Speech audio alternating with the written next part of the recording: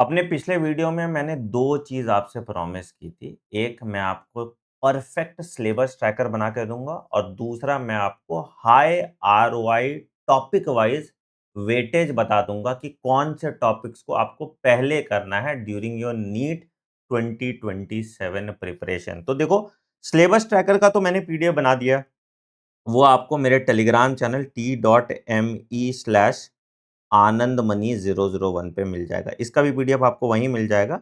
But मैं आपके लिए एक अलग ऐप बेस्ड सिलेबस ट्रैकर बना रहा हूँ, जहाँ पे आप अच्छे से रियल टाइम में अपना सिलेबस मार्क कर पाएँगे, पीवाईक्यूज़ प्रैक्टिस कर पाएँगे, चैप्टर वाइज़ टेस्ट दे पाएँगे। तो उसके लिए आप 1 वीक इंतज़ार कीजिए और इस चैनल पे बने रहिए। चलिए, आज के वीडियो में हम बात करेंगे topic wise weightage from analysis of last 10 years paper, है ना? इसके पहले रेलेवेंसी कम रहती है, तो लास्ट 10 इयर्स के बेसिस पे कौन से टॉपिक से एक्चुअल सवाल आया है, उसको हम डिवाइड करेंगे एज हाई आरओआई टॉपिक्स, ठीक है, लो आरओआई टॉपिक्स एंड जिसको आपको लास्ट में करना है, मतलब कि जिससे टाइम भी ज्यादा लग रहा है और आपका सवाल भी नहीं बन रहा, तो उस सीक्वेंस में आप अपना सिलेबस ट्रैकर भरिएगा। तो ये तो वीडियो बायोलॉजी के लिए है। अगर आपको सेम केमिस्ट्री और फिजिक्स के लिए चाहिए तो कमेंट सेक्शन में मेंशन करना, मैं फिजिक्स और केमिस्ट्री के लिए भी डिटेल वीडियो बना दूंगा, ठीक है? तो 2 काम हम करने वाले हैं। चैप्टर वाइज क्या वेटेज है ना? Total overall as a chapter important है या नहीं, और वो छोटा चैप्टर है या बड़ा चैप्टर, उसके बेसिस पे वो हाई आरओआई है या नहीं, ठीक है? दूसरा, उस चैप्टर में भी कहां से सवाल आता है, उसके बेसिस पे बात करेंगे। तो इस वीडियो को एंड तक जरूर देखना। चैनल पे नए हो तो चैनल को सब्सक्राइब कर दो एंड बेल आइकन दबा दो ताकि आप कोई नोटिफिकेशन मिस करें, एंड फटाफट से वीडियो को लाइक कर दो ताकि हम शुरू कर पाए। चलिए शुरू करते हैं। सबसे पहला चैप्टर दैट इज आपका लिविंग वर्ल्ड की अगर हम बात करें तो पिछले 10 साल में अगर आप देखें, है ना, 2017 से 2026 तक, पिछले 10 साल में जो आप देखें तो अप्रोक्सीमेटली 7 क्वेश्चन आया है। तो एवरेज आप देखोगे कि बहुत साल, जैसे 2025 में एक भी सवाल नहीं आया, 2026 में एक सवाल आया, 24 में एक भी सवाल नहीं आया, फिर उसके बाद 20 में एक भी सवाल नहीं आया, 18 में एक भी सवाल नहीं आया, 17 में एक भी सवाल नहीं आया, ठीक है?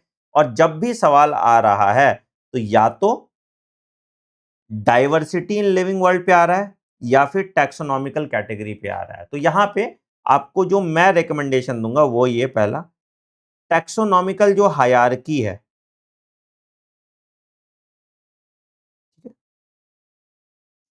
और जो उसका टेबल है एक, है ना, जहां पे सैपिंडेल्स, पॉलीमोनियल्स, उस पे सवाल जो आता है वो कर लीजिए। एंड दूसरा, बायनोमियल नोमेनक्लेचर अच्छे से कर लो। ज्यादातर सवाल जो है वो यहीं पे आएगा, ठीक है? एक ट्रेंड आपको बायोलॉजी में और देखने को मिलेगा होगा, जैसे अब ये एडेड टॉपिक है व्हाट इज लिविंग, तो व्हाट इज लिविंग पे आपको सवाल देखने को मिला नहीं होगा, तो मैं क्यों पढ़ूंगा इसको, है ना? इस पे सवाल जब आ ही नहीं रहा है, तो नए जो एडेड टॉपिक है, जो भी एडेड टॉपिक का पार्ट है, इसको आप बिल्कुल लास्ट में पढ़िएगा, जब आपके पास टाइम बिल्कुल नहीं, मतलब एकदम एंड में जब सब कुछ हो जाएगा तब ये पढ़िएगा, ठीक है? कोई भी एडेड टॉपिक हो, चाहे प्लांट फैमिलीज हो, मैंने हमेशा आपको बताया है कि प्लांट फैमिली सवाल लेगा नहीं आता, है ना? तो एडेड टॉपिक्स को बिल्कुल लास्ट में पढ़िएगा, ठीक है? अगर आपको एडेड टॉपिक कौन सा है ये पता करना है, तो जो सिलेबस ट्रैकर मैं आपको दे रहा हूं उसमें एडेड टॉपिक मार्क्ड है, तो आप वहां से उसको फॉलो कर सकते हैं, ठीक है? चल, अगला आते हैं biological classification. Now biological classification is a high ROI chapter, ठीक है? क्यों? पहला, इस पे डायरेक्ट सवाल बनता है, तो इससे जो सवाल बनेगा, तो आप एवरेज देखोगे तो 1 से 2 सवाल आता ही आता है। पहले तो 4-4 5-5 सवाल आता था, तो बेयर मिनिमम 2 क्वेश्चंस आप एक्सपेक्ट कर सकते हैं। तो 2 क्वेश्चन मतलब कि 8 मार्क्स आपको, and these are direct question, these are direct questions आपको मिल जाते हैं। इसमें खास करके आप देखोगे फंगाई पे सबसे ज्यादा सवाल पूछा जाता है ना? और पहले वायरस वायरॉइड प्रायंस पे भी आपके सवाल पूछे जाते थे, तो तुम यहां से इन दोनों को इंपॉर्टेंट मार्क कर सकते हो। बट इसमें सबसे इंपॉर्टेंट जो है आपका, दैट इज फंगाई। तो यहाँ पे तुम टोटल क्वेश्चन में हिसाब से आप देख सकते हैं और इस पे मार्क कर सकते हैं, ठीक है? पहले क्या था कि मोनेरा पे बहुत ज्यादा सवाल आता था। क्यों आता था मोनेरा पे सवाल? क्योंकि मिनरल न्यूट्रिशन से भी कुछ-कुछ सवाल आता था, तो अब मोनेरा पे उतना सवाल नहीं आपको देखने को मिल रहा होगा। तो ये ट्रेंड का चेंज भी आपको समझना बहुत इम्पोर्टेंट है। तो अगेन ये मैं एक इम्पोर्टेंट चैप्टर मानूँगा क्योंकि इससे डायरेक्ट सवाल आएगा। रटने वाले चैप्टर सबसे अच्छे होते हैं क्योंकि कॉन्सेप्चुअल सवाल नहीं आएँगे। कॉन्सेप्चुअल सवाल नहीं आएँगे तो आप गलती नहीं करोगे और कम टाइम में इन सवालों को सॉल्व करोगे। तो please do this chapter as an high ROI chapter and on priority. Plant kingdom की बात करेंगे तो plant kingdom is also a very important chapter, ठीक है। ये भी आपका एक हाई आरओआई चैप्टर है, बहुत इंपॉर्टेंट है। क्यों सर हाई आरओआई चैप्टर है ये प्लांट किंगडम? क्योंकि अगेन यहाँ पे भी एक जो चैप्टर जैसे एल्गे, खूब सारा सवाल एल्गे से आता है आपका, खूब सारा सवाल आपके एल्गे से आता है। फिर आपके जिम्नोस्पर्म से भी खूब सवाल पूछा जाता है ना। These two are very important. तुम देखोगे लेटली जो ट्रेंड है कि जिम्नोस्पर्म और एल्गे से आपको खूब सवाल देखने को मिलते हैं, ठीक है। यहाँ पे भी आपके एग्जाम्पल्स है ना, जो इसका यूज है और जो इसका कैरेक्टरिस्टिक फीचर है ना, तो अगर तुम बिल्कुल एनसीईआरटी बेस्ड ही रहो तो भी तुम इसको बहुत अच्छे से कर सकते हो, है ना। अगर इसके शॉर्ट नोट्स आप बना लें, इसको मल्टीपल टाइम रिवाइज करते तो रटने वाला चैप्टर है। इससे आप बेयर मिनिमम 2025 में देखो 5 सवाल आया था, 26 में चलो कम आया, ठीक है, 23 में 6 सवाल आया था। फिर बेयर मिनिमम आपका 3 टू 4 क्वेश्चन आता ही आता है। तो अगेन ये भी बहुत बहुत इंपॉर्टेंट चैप्टर हो जाता है एंड इसको बहुत कम टाइम में आप पढ़ सकते हो, ज्यादा डिटेल में आपको घुसना नहीं है, ठीक है। बस ऑल्ट्रेशन ऑफ जनरेशन भी आप क्लब करके जरूर पढ़िएगा जब भी आप इन फैमिलीज को, मतलब इन किंगडम्स को आप अच्छे से पढ़ रहे हैं, तो है ना, ऑल्ट्रेशन ऑफ जनरेशन भी अच्छे से आप पढ़िएगा, ठीक है। ठीक। एनिमल किंगडम की बात करेंगे। एनिमल किंगडम से भी तुम देखोगे ऑन एन एवरेज तो कभी कभी तो 8 सवाल आया 2024 में, ठीक है, 5 सवाल आया है। और बेयर मिनिमम भी तुम देखोगे तो 3 से 4 सवाल आता ही है। तो 4 क्वेश्चन यहां से भी गारंटीड है।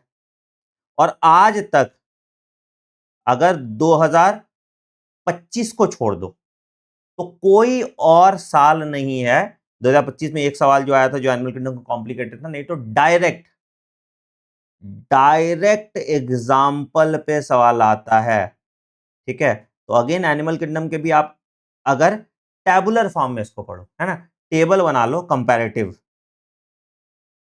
तो आपको एनिमल किंगडम बहुत अच्छे से याद हो जाएगी, ठीक है।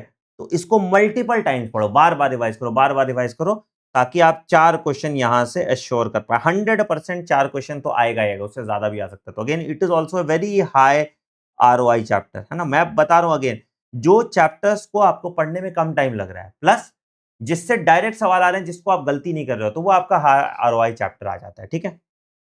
फिर यहाँ पे आपका प्लांट मॉर्फोलॉजी भी आपका बिल्कुल हाई आरओआई चैप्टर है, क्योंकि यहां भी तुम देखोगे एवरेज, देखो 2024 में 7 सवाल आया था, है ना, या 2026 में 4 सवाल आया था, 25 में भी 3 सवाल आया था। तो एवरेज यहां से भी 4 से 5 क्वेश्चन आता है, ठीक है। यहां पे प्लीज ध्यान रखिएगा, जो न्यू प्लांट फैमिलीज हैं इसको आपको पढ़ने की जरूरत नहीं है। न्यू प्लांट फैमिली को आपको पढ़ने की जरूरत नहीं है। आप सिर्फ ओनली सोलानेसी, ठीक है, और ब्रासिकेसी का आप अगर फॉर्मूला याद रख लें तो दैट्स इट, जो आपके एनसीईआरटी में दिया है। बाकी कोई और पढ़ना प्लांट फैमिली आपको नहीं है, ठीक है। ध्यान रखिएगा इस चीज का, do not waste your time on all this तामझाम, ठीक। तो ये भी हाई आरओआई चैप्टर है। इसमें भी खास करके प्रेजेंटेशन वाले पे तुम्हारा बहुत सवाल आता है, फ्लावर के उस पे बहुत सवाल आता है, बहुत। तुम देखो सबसे ज्यादा सवाल जो है फ्लावर पे आया, यहाँ पे देखो, देख रहे हो, हर साल आता है एक सवाल इसमें। तो अब ये बिल्कुल हाई आरओआई आपका हो जाता है, ठीक है। अब आते हैं anatomy in flowering plant. This is a low ROI chapter, ठीक है। आप देखोगे टिश्यू से 2026 में भी सवाल नहीं आया, 25 में भी सवाल नहीं आया, ठीक है। 24 में कुछ सवाल आया था, उसके पहले टिश्यू से सवाल नहीं आता था, ठीक है। Anatomy of dicot and monocot plant जो उसमें है तुम्हारा, इसमें जो आपका जो कंपैरेटिव टेबल होता है डायग्राम का, एक दो सवाल आता है, इसको आप लास्ट में कर सकते हैं। ये लो आरओआई चैप्टर है, इसमें मुश्किल से, अगर 2024 में बहुत सारे सवाल आए थे बट वो अच्छा टाइप का क्वेश्चन भी नहीं था, बहुत लल्लू सवाल थे। तो अगेन इसको आप लास्ट में कर सकते हैं एज वेटेज की हम बात करें तो, और इसको जब भी करना तो डायग्राम के कंपैरेटिव टेबल के हिसाब से करना तो आपके लिए ईज़ी हो जाएगा। स्ट्रक्चरल ऑर्गेनाइजेशन की अगर हम बात करें तो अगेन कॉकरोच एडेड टॉपिक का पार्ट है, एनिमल टिश्यू एडेड टॉपिक का पार्ट है, इसको बाद में कीजिएगा। फ्रॉग बहुत बहुत इंपॉर्टेंट है, तो सबसे पहले फ्रॉग करो, फ्रॉग पे सवाल आएगा ही आएगा। This is very important, at least 3 question यहाँ से आएगा, और मोर और लेस जो इंसान वाला पार्ट है सब कुछ लगभग वैसा ही रहता है, एक दो चीज को छोड़ के। तो फ्रॉग करना भी इजी है, बहुत डिफिकल्ट नहीं है, तो इसको छोड़ना मत। This should be your high ROI, ठीक है। बाकी सब बाद में आप कर सकते हो, कोई दिक्कत नहीं, वो लो आरओआई जगह, तो इसको पहले कर लो, ठीक है। सेल पे आते हैं भैया, सेल पे सवाल आता ही आता है, इसका कुछ नहीं कर सकते। This is also high ROI chapter, और ये आपको पढ़ना है, जेनेटिक्स वेनेटिक्स सब में है ना, तो स्टार्टिंग तो आप सेल से करते हो, तो इसको तो पढ़ो ही पढ़ो। खास करके इसमें एंडोमेम्ब्रेन सिस्टम पे खूब सारा सवाल आता है, तो इस पे जो सवाल आते हैं डायरेक्ट ही सवाल आते हैं, इसमें भी कोई दिक्कत नहीं है। और इसमें कम से कम आप 5 to 6 क्वेश्चन यहाँ पे आप देखोगे, तो या तो इस पे ज्यादा सवाल आ जाएगा या सेल साइकिल पे ज्यादा सवाल आ जाएगा, बट दोनों हाई आरओआई है, आपको करना ही पड़ेगा, ठीक है। Biomolecules it is a low ROI chapter. सिर्फ 1 साल अगर 2024 को छोड़ दो तो बाकी कभी बायोमोलिक्यूल्स पे बहुत ज्यादा सवाल नहीं आता। बायोमोलिक्यूल से सवाल भी आता है, वो सेकेंडरी मेटाबोलाइट पे आता है या तो एंजाइम्स पे आता है ना। देखो यहाँ पे देखो, ज्यादातर सवाल कहाँ से आया सर, एंजाइम्स पे आया, और नहीं तो जो डब्बा होता है प्राइमरी एंड सेकेंडरी मेटाबोलाइट, यहाँ पे आया है, ठीक है। तो इन दोनों को बहुत अच्छे से करना है। Enzyme is high ROI, enzyme को अच्छे से करना, ठीक है। बाकी आप इसको थोड़ा बाद में भी कर सकते हैं, ठीक है। Cell cycle and cell division it is a very high ROI chapter. हालांकि पिछले 2 साल में इससे सवाल नहीं आ रहा, बट प्रोफेज 1 से सवाल आएगा ही आएगा। प्रोफेज 1 से सवाल आएगा ही आएगा, तो इसको आप अच्छे से करो, क्योंकि अगेन ये आपको जेनेटिक्स में भी ये हेल्प करेगा, तो it is a high ROI chapter, इसको आप अच्छे से कीजिए, ठीक है। Photosynthesis again it is a high ROI chapter, conceptual chapter है, बढ़िया है, ठीक है। आप इसमें खास करके जो कंपैरेटिव टेबल है C3 C4 का, इसको आप बहुत अच्छे से कीजिएगा, ठीक है। सवाल आता है इस पे, अगेन इस पे भी आपके 3 क्वेश्चंस एक्सपेक्ट कर सकते हो आप इस बार नीट 2027 में। रेस्पिरेशन इन प्लांट्स की बात करेंगे, respiration in plants is more important than compare to your photosynthesis, ठीक है। तो ये भी आपका हाई आरओआई चैप्टर है, ये इंपॉर्टेंट आपको पड़ जाएगा, इसको अच्छे से कर लीजिएगा आप। अगेन इस पे भी आप 3 क्वेश्चन आप एक्सपेक्ट कर सकते हैं। देखो जब भी पेपर इजी आया है तो तुम देखोगे कि रटने वाले चैप्टर से ज्यादा सवाल आए हैं, जब भी पेपर डिफिकल्ट आया तो कॉन्सेप्चुअल चैप्टर से ज्यादा सवाल है। तो इस बार आपको कॉन्सेप्चुअल चैप्टर फिजियोलॉजी के चैप्टर से ज्यादा सवाल देखने को मिलेगा।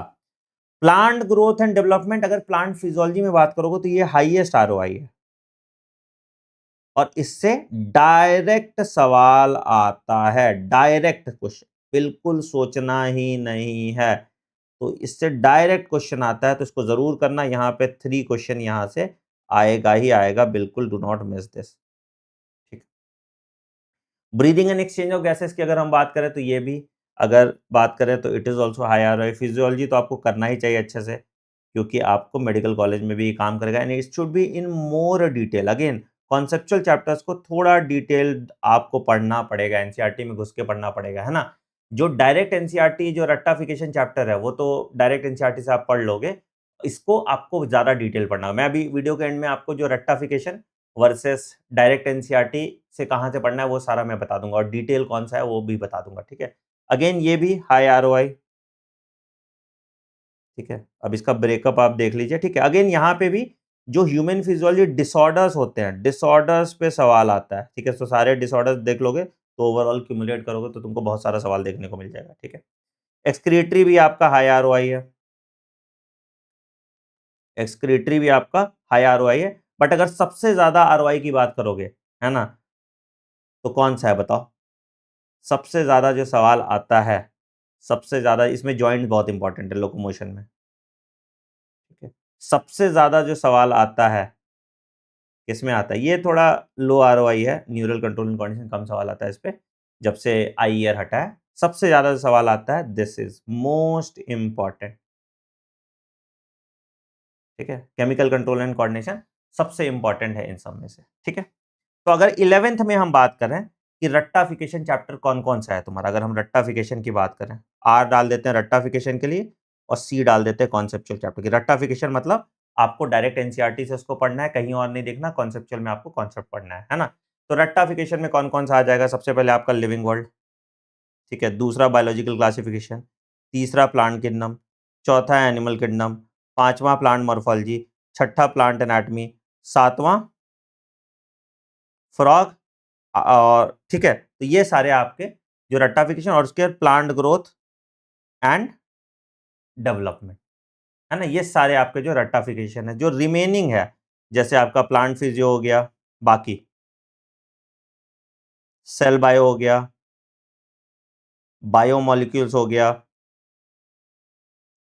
और ह्यूमन फिजियो, तो इसको आपको थोड़ा बियॉन्ड जाके एनसीईआरटी के पढ़ना है। यहाँ ओनली एनसीईआरटी, अगर एनसीईआरटी आप मल्टीपल टाइम्स पढ़ लेते हैं, क्वेश्चन प्रैक्टिस कर लेते हैं, तो यहाँ से तुम्हारे नंबर बन जाते हैं और इससे आपको थोड़ा बियॉन्ड एनसीईआरटी, थोड़ा डिटेल में आपको पढ़ना चाहिए। मेरा बहुत ज़ोर से मन कर रहा था कि बायोलॉजी मास्टर क्लास लॉन्च करें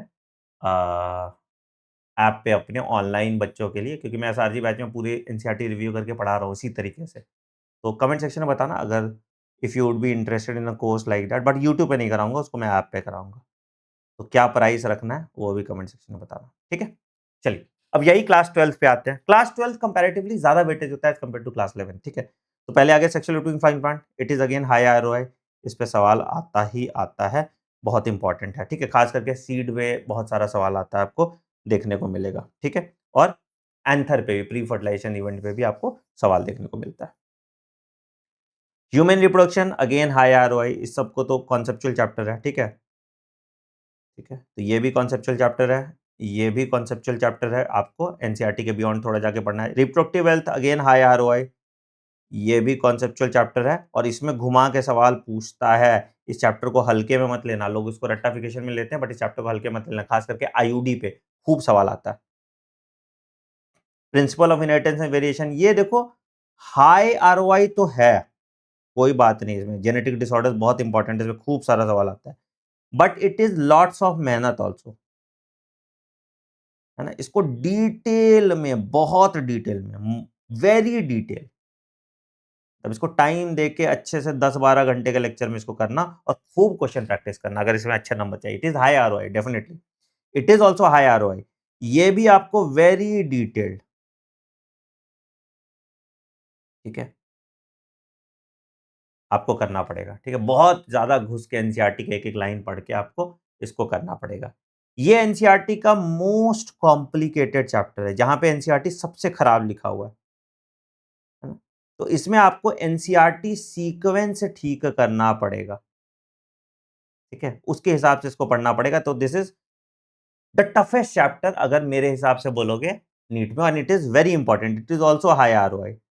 तो आपको जो 12th में सबसे ज़्यादा दिमाग लगेगा, यही 3 चैप्टर में लगने वाला है, बाकी सारे चैप्टर्स फिर ईज़ी हो जाते हैं, ठीक है? Human health and disease very high ROI, और इससे भी ना बहुत घुमा के सवाल नहीं आता। It is a conceptual chapter दो, बट इससे बहुत घुमा के सवाल नहीं आता, ठीक है? तो डायरेक्ट सवाल आपको देखने को मिलता है, सिर्फ इम्यूनिटी थोड़ा अच्छे से पढ़ लीजिए और ड्रग्स एंड अल्कोहल अब्यूज़ अच्छे से पढ़ लीजिए। Microbes, this is the best chapter in biology, ठीक है? हाईएस्ट आरओआई, हर साल इससे सवाल आएगा एंड इट इज़ फ्री के मार्क्स। इस चैप्टर को सबसे पहले कंप्लीट करना, इससे डायरेक्ट सवाल आएगा, एक ही जगह से सवाल आता है, माइक्रोब्स इन ह्यूमन वेलफेयर पे एक ही जगह से सवाल आता है और कहीं से सवाल नहीं आता, ठीक है? तो very, very important chapter, very, very important chapter, ठीक है? Biotechnology principle and process again it is also very high ROI, है ना? अगर इस चैप्टर को तुम तुरंत समझ गए बहुत अच्छे से, बहुत कम टाइम में तुम इस चैप्टर को समझ सकते हो और बहुत अच्छे से समझ सकते हो, and then you will not make any mistake, it is very high ROI chapter, ये भी आपका इंपॉर्टेंट है, ठीक है? एप्लीकेशन इससे भी ज़्यादा इंपॉर्टेंट है कि अगर मान लो कि तुमको प्रिंसिपल समझने में दिक्कत है, तो एप्लीकेशन रटने वाला चैप्टर है ना? ये आप एनसीईआरटी भी पढ़ लोगे, तो आपका काम हो जाएगा। तो अगर मान लो कि ये नहीं समझ पाए किसी कारणवश, ऐसे मेरे लेक्चर देख लेना समझ जाओगे, ठीक है? नहीं समझ पाए, तो अगेन एप्लीकेशन से आपका पूरा काम हो जाएगा, ठीक है? अगेन इकोलॉजी है ही हाई आरओआई, मतलब इकोलॉजी वेरी इंपॉर्टेंट। अब ये देखो, यहाँ पे भी आप बिल्कुल एनसीईआरटी पढ़ सकते हैं, ठीक है, तो रट्टाफिकेशन कैटेगरी में very important, very high ROI, ये भी हाई आरओआई है, ठीक है। यहाँ पे भी क्वेश्चन जो है आपका इकोलॉजिकल पिरामिड से क्वेश्चन पूछा जाता है, it is also and productivity से एक सवाल आता है, तो it is also very high ROI, ठीक है। आप डायरेक्ट एनसीईआरटी से पढ़ लोगे, काम चल जाएगा। बायोडायवर्सिटी एंड कंजर्वेशन ये भी हाई आरओआई है, ठीक है। इसमें इन सिटू, एक्स सिटू कंजर्वेशन पे खूब सवाल आता है, ठीक है, और ये डायरेक्ट सवाल आते हैं, ये फ्री के मार्क्स आपको दे के जाते हैं, तो it is also very high ROI. तो अगर मैं स्टूडेंट होता, तो मैं सबसे पहले क्या करता? मैं सबसे पहले इन रट्टाफिकेशन चैप्टर्स को निकालता, सबसे पहले। जैसे मान लो कि मैं बायोलॉजिकल क्लासिफिकेशन निकालता, प्लांट किंगडम निकालता, एनिमल किंगडम निकालता, प्लांट मॉर्फोलॉजी निकालता, प्लांट ग्रोथ रेगुलेशन निकालता, उसके बाद आपका माइक्रोब्स करता, इकोलॉजी करता एंड बायोटेक 2 कर लेता, 1.3 तो है। तो पहले मैं इस फ़ेज़ में पहले जाता, ठीक है? अगर मैं ये फ़ेज़ कर लूँगा तो भी मेरे 200 नंबर आ जाएँगे। तो इसको आप ओनली एनसीईआरटी से पढ़ के बहुत अच्छे से कर सकते हैं, ठीक है? बाकी कॉन्सेप्चुअल चैप्टर खास करके जेनेटिक्स इवोल्यूशन को डिटेल में पढ़िए, वहाँ पे रिक्वायर्ड है कॉन्सेप्चुअल क्लैरिटी। तो बताना मुझे कि क्या तुम इसी सीक्वेंस में आप मेरी मास्टर क्लास चाहते हो? इफ यस, मेंशन करना कमेंट सेक्शन में, थोड़ा टाइम निकाल के पढ़ाने की कोशिश करूँगा आपको, क्योंकि मेरी फर्स्ट ईयर की भी क्लासेस चल रही हैं। खैर, on that note I am ending this video. अगर ये वीडियो तुमको रैशनल लगा, लॉजिकल लगा, तो कमेंट सेक्शन में मेंशन करना। वीडियो पसंद है तो वीडियो को लाइक करो, चैनल पे नए हो चैनल को सब्सक्राइब करो एंड आगे नीट 2027 प्रिपरेशन के लिए और क्या वीडियोज़ आपको चाहिए बताइए।